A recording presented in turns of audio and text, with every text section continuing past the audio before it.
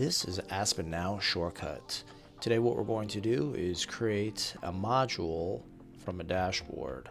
So the first thing we're going to do is come into self-service and find our dashboard. I've created one called My Personal Dashboard. I'm going to click into it. Then we're going to come over to the hamburger menu and click Create Favorite. Favorite has now been created. So now in order to find that favorite, we're going to type in Bookmark. And our bookmarks under System Definition pops up.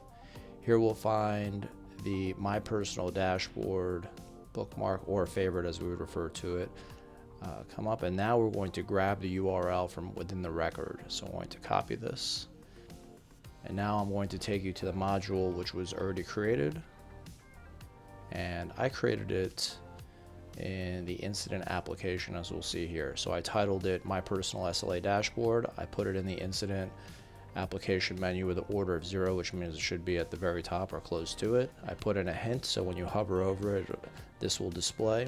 And then we'll notice here in the link type tab, we have our URL from argument selected as our link type, and then we merely paste the URL in here. We can also add visibility for certain roles here, and then we can override what the defaults are for the application menu, meaning incident in this example. So now I'll type in incident.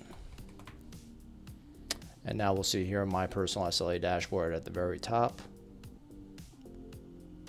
And we'll see the dashboard appear right here. If you felt you learned something, go ahead and click like, and be sure to subscribe. My name is Jason Miller, founder of ServiceNow Solutions, and we've just unlocked the power of ServiceNow.